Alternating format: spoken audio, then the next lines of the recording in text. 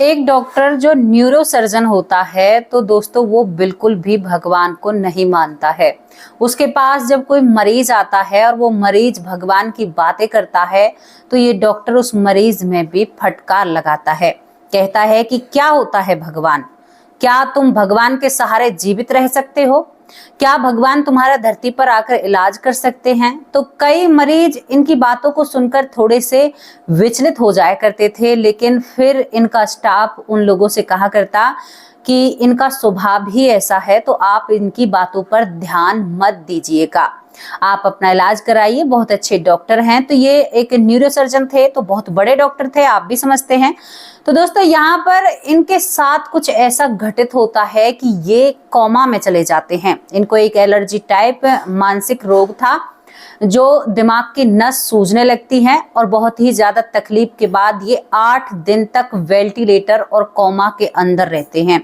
आप सोच कर देखिए 8 दिन तक। लेकिन जब ये कोमा से जगते हैं तो ये शायद भगवान के चरणों में नतमस्तक हो जाते हैं। ये सभी मरीजों से क्या ये सभी से कहना चाहते हैं, और इन्होंने फिर बाकायदा एक बुक लिखी जिसे आप पढ़ सकते हैं, जिसमें आप जान सकते हैं कि भगवान क्या होते हैं।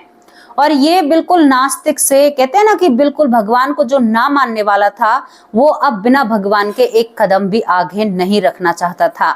आखिरकार ऐसा इनकी जिंदगी में क्या बदला कि जो ये इतने बदल गए, और डॉक्टरों ने बिल्कुल लिखित रूप में कह दिया था कि हम इन डॉक्टर को नहीं बचा सकते, संभव ही नहीं है, ये जीवित रह ही नहीं सकते, ऐसा हो ही नहीं सकता। लेकिन जब ये उस हॉस्पिटल में घटना घटती है तो सभी के मुंह खुले रह जाते हैं। और शायद मेडिकल इतिहास में, यानी जो डॉक्टरों की दुनिया है, उसमें ये पहला ऐसा केस है जिसमें इतनी जो असंभव बात लग रही थी वो संभव होके सभी के सामने आती है। देखो हमारे भारत में तो बहुत सारी चीजें होती रहती हैं, घटती रहती हैं, लोग उन्हें कहते रहते हैं कि ये सब ढोंग है, ढपासा है। लेकिन दोस्तों विदेशों में जब ऐसा कुछ घटता है ना तो वो पॉपुलर हो जाता है, यानी फेमस हो जाता है, और इधर उधर इस बात की चर्चा ज्यादा चलती है। आपको इस डॉक्टर के बारे में भी बताएंगे, इनके द्वारा जो लिखी गई बुक है उसके बारे में भी बताएंगे, और आपको बताएंगे कि क्यों एक डॉक्टर की जो सोच थी, जो भगवान को नहीं मानते थे और तो और दूसरे लोगों को सलाह देते थे कि क्या भगवान धरती पर आकर तुम्हें ठीक कर सकते हैं, क्या भगवान तुम्हारी बीमारी को एकदम डॉक्टर बनकर ठीक कर सकते हैं, तुम इतनी अज्ञानता में क्यों जीते हो। यहाँ पर भी आपको ऐसे लोग मिल जाएंगे, कहीं मत जाइए, मेरे कमेंट बॉक्स को खंगालिए, वहां पर आपको बहुत सारे ऐसे लोग मिल जाएंगे। अभी कल परसों एक कमेंट आया और उस कमेंट बॉक्स में एक व्यक्ति साफ कहता है, बिल्कुल सनातन क्या हिंदू था, और वो पता है क्या कहता है, वो कहता है कि क्या होते हैं भगवान, कुछ नहीं होते भगवान, क्यों जनता को गुमराह कर रही हो और क्यों जनता को, तुम पढ़ी लिखी जनता को पागल बना रही हो। पता है उसने इस तरह से मुझसे बात की। देखो भाई मैं तुमसे साफ साफ कहना चाहती हूँ, तुम धुरंधर होगे, अपने घर के होंगे, हमारा जो काम है हम अपने हिसाब से कर रहे हैं। अगर आपको मेरा काम पसंद नहीं आ रहा है तो आपसे प्यार से और बहुत लहजे में कह रही हूँ कि बिल्कुल आप मेरे चैनल पर मत आइए, मुझे दिखाई भी मत दीजिए, मुझे आपकी कोई जरूरत नहीं है। मेरा काम है, शायद भगवान मुझसे ये काम करा रहे हैं, आप भगवान को नहीं मानते हैं, ये आपकी मर्जी है, लेकिन मैं भगवान को बहुत मानती हूँ और आप मेरी आस्था पर प्रहार नहीं कर सकते, ये मेरा हक है। भगवान मेरे लिए सब कुछ है, और मेरे भगवान पर अगर कोई उंगली उठाएगा तो मैं कानून का दरवाजा भी खटखटा सकती हूँ। आप सोच समझकर अपने कमेंट बॉक्स में किया कीजिए, क्योंकि देखो मेरा इष्ट देव जो है, मेरा भगवान है, मैं उसके प्रति बहुत ईमानदार हूँ और मैं उसकी अवहेलना बिल्कुल भी सहन नहीं कर सकती। आप लोग सोच लीजिए और समझ लीजिए। अगर कुछ अच्छा बोलना है, आपको देखना है, आपको समझना है तो चैनल पर आइए, वरना बिल्कुल भी अगर आपको ये चीजें अच्छी नहीं लग रही, देखो आपको अच्छी नहीं लग रही तो आप मत आइए, एक नॉर्मल सी बात है, छोटी सी बात है। तो मैं उन भाई से इतना ही कहना चाहती हूँ, आपका नाम नहीं डाल रही हूँ, वरना आपका नाम कमेंट के साथ अगर मैं अपनी स्क्रीन पर लगाऊं तो मेरा परिवार इतना अच्छा है कि आपको पता चल जाएगा कि आप कितने पानी में हैं। लेकिन मैं नहीं चाहती इन चीजों को, तो मैं आपका नाम नहीं डाल रही हूँ। आइंदा मेरे भगवान के बारे में कुछ कहने की कोशिश मत करना, जैसे भी हैं, जैसा भी है, मैं जहां पर जा रही हूँ मुझे पता है मेरी मंजिल क्या है। तुम्हें नहीं पता तो तुम अपनी जिंदगी अपने हिसाब से जियो, कोई मैटर नहीं है इस बात में, कोई बड़ी बात नहीं है।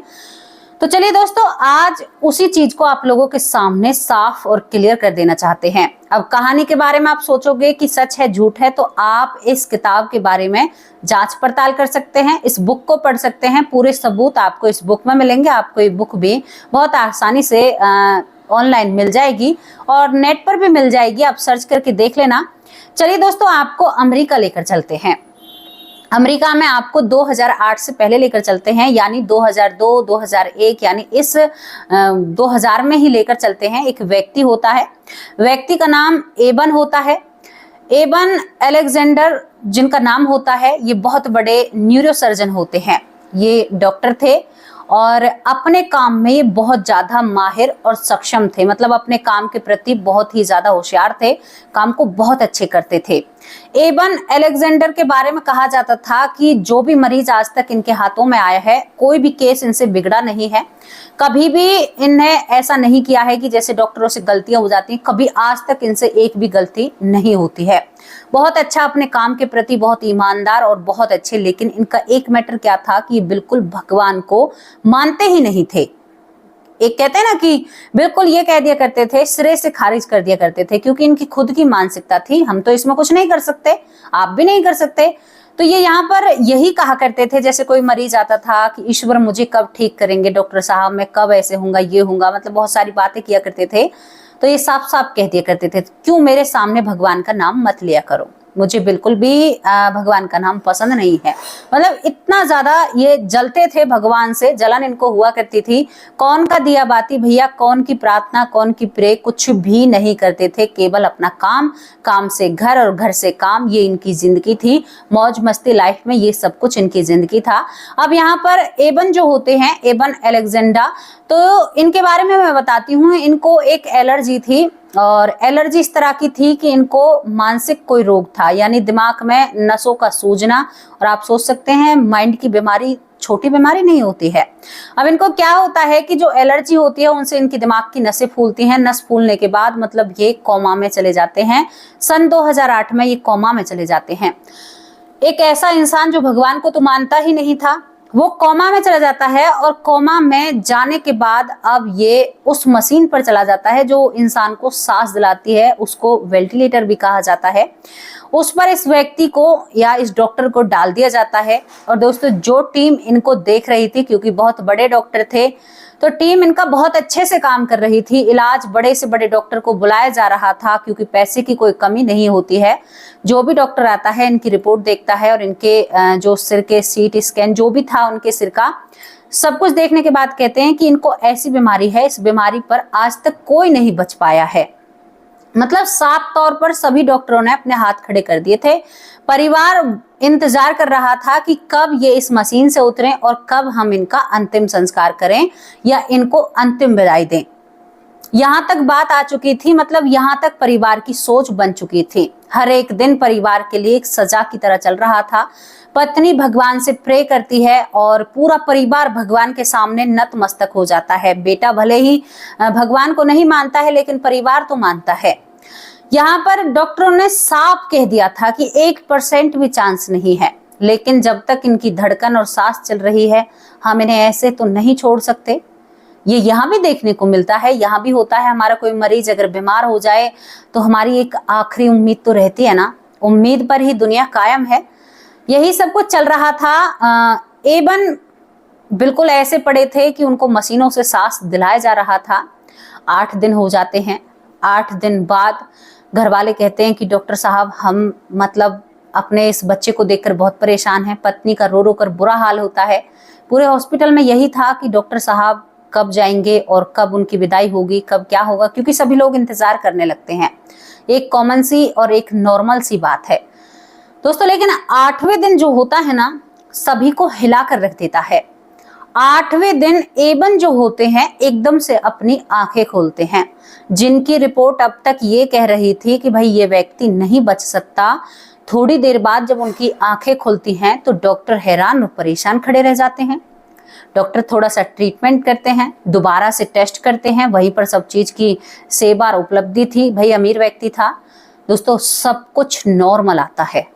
ये हिलाकर रख देने वाली बात है। चलो तुमने भारत को तो ढोंग ढपासा बता दिया, कह सकते हो भाई हमारे भारत में तरह तरह के भांति भांति के लोग हैं, क्या कह सकते हैं उनके बारे में, लेकिन वहां पर डॉक्टरों के इतिहास में पहला ऐसा केस था जो बिल्कुल मृत्यु के करीब होते हुए वापस लौट कर आ गया। अब डॉक्टर बिल्कुल घबरा जाते हैं और यहाँ पर A1 बिल्कुल स्वस्थ था, मानो उसे कोई बीमारी हुई ना हो। सभी मशीनें एकदम से निकल जाती हैं, सभी मशीनें, उनकी बुक है, आप उन्हें पढ़ सकते हैं दोस्तों। इसके बाद पत्नी की खुशी का ठिकाना, परिवार की खुशी का ठिकाना, मैं आपको क्या बताऊं, इतनी खुशी उसके परिवार को होती है। इसके बाद जो होता है, उसके बाद डॉक्टर कहते हैं कि ऐसा कैसे हो सकता है, आप कैसे जीवित हो सकते हैं। तो A1 कहता है कि आप मुझको जीवित देखकर खुश नहीं हो। तो डॉक्टर कहते हैं कि आप हमारे साथ हमेशा आ रहे हैं, तो आपको देखकर खुश क्यों नहीं होंगे, बहुत खुशी है। लेकिन आपकी रिपोर्ट, सारी रिपोर्ट A1 को दिखाई जाती हैं, तो वो उन रिपोर्टों को एक तरफ रखकर और भगवान से प्रार्थना करते हैं। अब इसको सुनकर और भी देखकर डॉक्टर और भी चकित रह जाते हैं कि ये व्यक्ति तो बिल्कुल भगवान को मानता ही नहीं था। तो ये कहता है अपने उस आईसीयू रूम के बेड से उठता हुआ कि मैं भगवान को मानने लगा हूं और वो एक अनंत शक्ति है। इन्होंने जैसे ही इतना कहा, इनकी पत्नी इनको लिपट जाती है, परिवार बावला सा हो जाता है इन्हें देखकर, और सभी लोग बिल्कुल, एक भावुक भरा वो पल होता है। आप सोच कर देखिए, आपका व्यक्ति अगर ऐसे आ जाए तो कितनी अच्छी बात है। दोस्तों आपको यहाँ पर एक और बात मैं पूरी कर देती हूँ कि ऐसा केवल हजारों में एक व्यक्ति के साथ होता है जिनके कुछ कर्मों का लेखा जोखा बचा हुआ होता है या उन्हें कुछ और देखना होता है, तभी ऐसा होता है। अब इसके बाद A1 अपने घर जाता है, लेकिन सभी एक सदमे से में थे कि ये हुआ तो क्या हुआ, कैसे हुआ, क्यों हुआ। पत्नी कहती है कि आप कल तक हम इंतजार कर रहे थे कि आप इस दुनिया से जाओगे, लेकिन आप हष्ट पुष्ट हो, ये माजरा क्या है, देखो मुझसे रहा नहीं जा रहा और मुझे इन सारी बातों के जवाब चाहिए कि आप ऐसे क्यों हैं। माँ बैठी थी, पिता बैठा था, उनका एक बच्चा था, वो सभी बैठे हुए होते हैं, तभी वो बैठे हुए होते हैं। तो यहाँ पर A1 बताता है कि मैंने जो देखा मैं उसका क्या आप लोगों को कहूँ। A1 अपने आप को महसूस करता है कि मैं एक गड्ढे में गिरता ही जा रहा हूँ, मानो मुझे ऊपर से किसी ने फेंक दिया है, और फेंकने के साथ साथ मैं एकदम से संभलता हूँ। संभलने के बाद जो कोमा के अंदर उसने देखा, वो कहता है कि एक जलती हुई आग मेरे सामने होती है। जमीन ऐसे तप रही थी जैसे आग के शोले हों। उस जमीन पर जैसे ही मैं पैर रखता हूं तो मेरे पैर जलते हैं, उससे पैर जलते हैं मेरे, और उसके बाद मुझे एक बहुत, कहते हैं ना, देवी नजर आती है। एक देवी नजर आती है और वो देवी कहती है कि A1 अभी तुम्हें आना नहीं है, अभी तुम्हें यहाँ पर नहीं आना। दोस्तों यहाँ पर वो किसी महान आत्मा के दर्शन कर रहा था जो रोशनी की तरह चमक रही थी, जिसकी तरफ देखने को भी नहीं बनता था। A1 अपनी बुक में बताते हैं वो रोशनी चमकती, और वो कहते हैं वो रोशनी जो चमक रही थी, जो देवी रूप में उन्हें नजर आ रही थी, वो कहती है कि अभी तुम्हें अपने परिवार के पास जाना है, उस परिवार का ख्याल रखना है, और तुम अभी यहाँ पर नहीं आ सकते। तुम्हारे कर्म जब पूरे हो जाएंगे तब तुम्हें यहाँ पर एंट्री मिलेगी। मतलब वो द्वार पर ही खड़ी इन्हें एक चेतावनी देती है और कहती है कि वापस जाओ, तुम्हारे सभी कष्ट दूर हो चुके हैं और तुम अब वापस जाकर अपने परिवार को संभालो, और जो तुमने अपना बर्ताव सही नहीं रख रखा है, तुम एक अच्छी आत्मा हो, अपने बर्ताव को सही करो, वरना तुम घोर नर्क की तरफ चले जाओगे। वो चीज ऐसी जो देवी माँ के नाम वो बताता है, वो कहता है कि वो मुझे ऐसा आभास कराती हैं, और आभास कराने के बाद मैं वहां से वापस आकर एकदम मेरी आंखें खुलती हैं, मुझे वहीं से वापस भेज दिया जाता है। अब दोस्तों आपको एक बात बताऊं जो मिलती जुलती है। जब हमारे यहाँ यमदूत लेकर आते हैं, इसी तरह से कभी बिना यमदूतों के जाना पड़ता है, यमदूत लेकर आते हैं तो सबसे पहले उस जलती हुई जमीन से ही होकर जीव आत्मा को जाना पड़ता है। A1 को वहां जलती हुई जमीन नजर आती है, उसके ही बाद उन्हें माता रानी का रूप, देवी का रूप वो बताते हैं, और देवी उनसे ये सब कुछ कहती है। सच्ची स्टोरी है ये, आप सुनिए और सोचिए और समझिए, क्योंकि 2008 की बात है। उस समय फोन ने, ऐसी चीजों ने, हमारी यहाँ पर कंप्यूटर ने हमारी जिंदगी में दस्तक दे दी थी। बहुत सारी चीजें हैं, 2008 में बहुत कुछ सही था। तो एवन की बात आपने सुनी और उसके बाद उसकी आंखें खुलती हैं, वो कहता है कि वो साक्षात देवी थी। उन्होंने मेरा मार्गदर्शन किया, उन्होंने कहा कि अभी तुम्हें यहाँ पर नहीं आना है, अभी तुम्हारा टाइम बाकी है और अपने परिवार को देखो। और उन्होंने मुझे चेतावनी दी है कि मैं अपने स्वभाव को सुधारूं। एवन अपनी पत्नी के सामने रोने लगता है, कहता है कि मैंने अपना इतना जीवन गंवा दिया, इतना जीवन गंवा दिया मैंने अपने घमंड और अपने पढ़ाई लिखाई के चक्कर में कि मैं पढ़ा लिखा हूँ, ये सारी चीजें सब गुमराह करने वाली हैं। लेकिन मैं गलत था, मैं गलत था। मैं उस जगह से वापस लौट कर आया हूँ जहां से शायद लौट कर आना नामुमकिन है।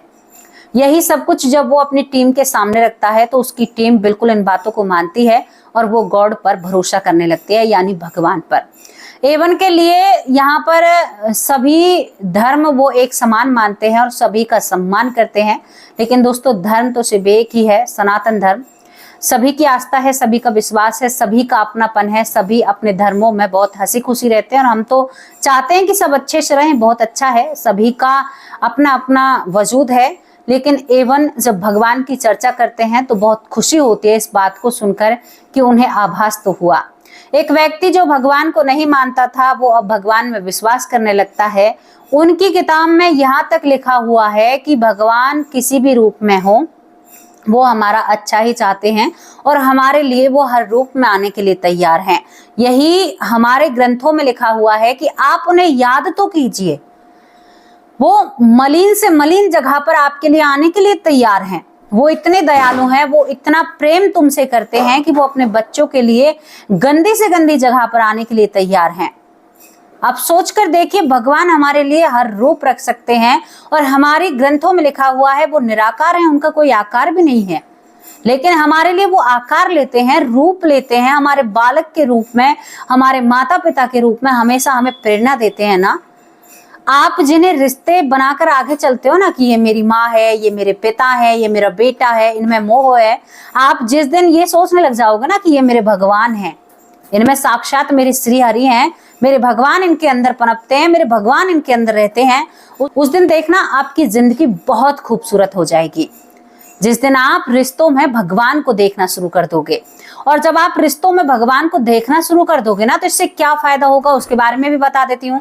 देखो, ये तो नहीं है कि मैं आबा बाबाओं की तरह का कुछ बोलने लगूंगी, क्योंकि जब आप अपने रिश्तों में भगवान का रूप देखोगे तो आपकी मानसिकता उनके प्रति बदल जाएगी। आप उनके साथ छल नहीं कर सकते। भगवान के साथ क्या कोई छल कर सकता है? आप उनके साथ कपट नहीं कर सकते, उनसे झूठ नहीं बोल सकते, उनसे द्वेष नहीं कर सकते।